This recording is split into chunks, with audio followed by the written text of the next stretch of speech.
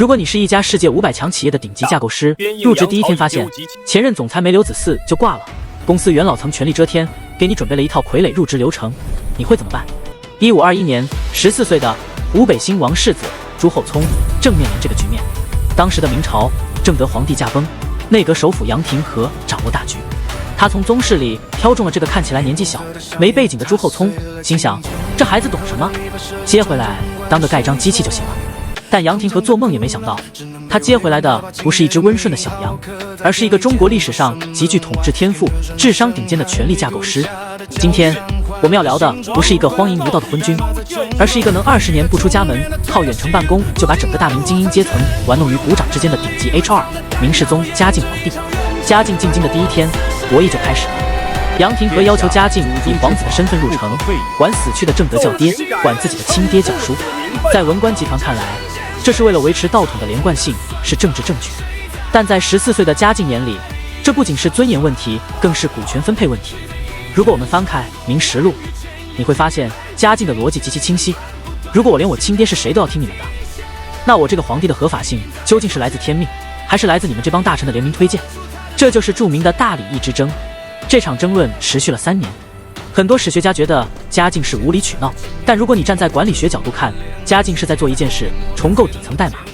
他提拔了一个叫张聪的小官。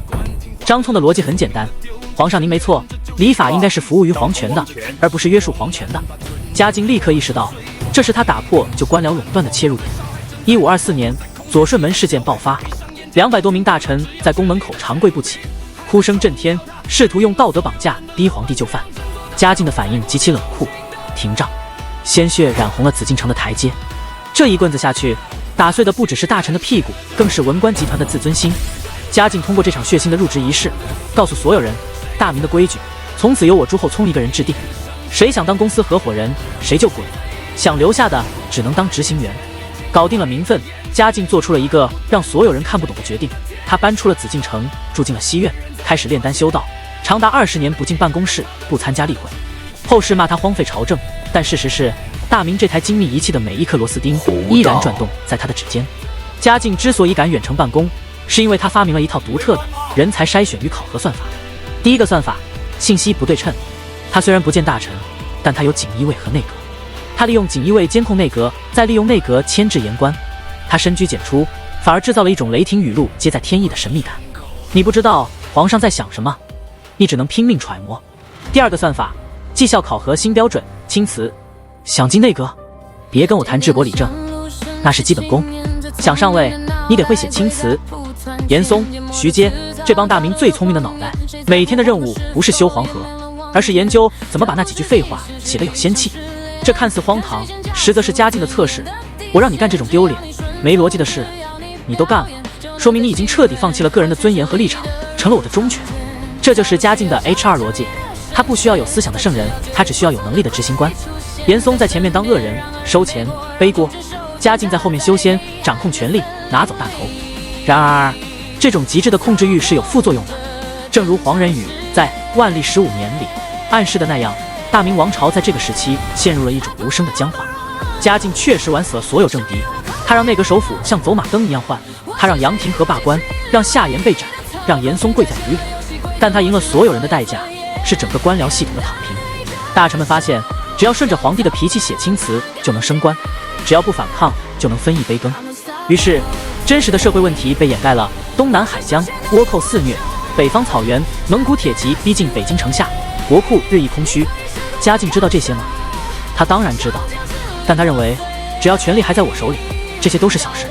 他晚年最宠幸的严嵩贪赃枉法，祸国殃民，嘉靖不知道吗？他知道，他只是觉得严嵩这个管家还好用。直到严嵩老到不能再帮他遮风挡雨，嘉靖才随手一挥，像扔掉一张废纸一样，把严嵩父子彻底清算。这种极致的利己主义，让嘉靖成了大明历史上成功的独裁者，却也为明朝的最终崩溃埋下了伏笔。嘉靖的一生是极致理性与极致权力结合的产物。他告诉我们，真正的强者不屑于在现有的规则里玩游戏，他们直接修改游戏的底层逻辑。在大礼义中，他赢在不按套路出牌；在西院办公中，他赢在对人性的深度洞察。